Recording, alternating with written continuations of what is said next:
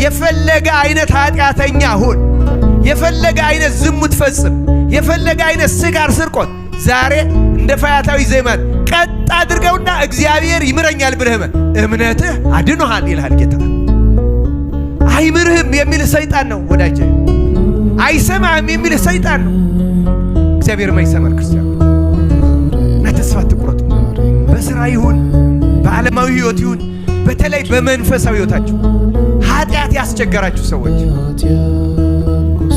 ንስሐ እየገባን ደጋግመን የምንሰራ መቼ ነው ይሄን የምናቆመው የምንል አይዟችሁ፣ በርቱ። እግዚአብሔር ልንገራችሁ፣ ተስፋ ካልቆረጣችሁ እግዚአብሔር ያን ኃጢአታችሁን ከእግራችሁ በታች የሚጥልበት ቀን ይመጣል። ክርስቲያኖች ተስፋ አትቁረጡ። ታገሉት፣ ግን ተቃወሙት። ያን ኃጢአት እግዚአብሔርን ለምኑት። አውጣኝ፣ ከዚህ ኃጢአት አውጣኝ።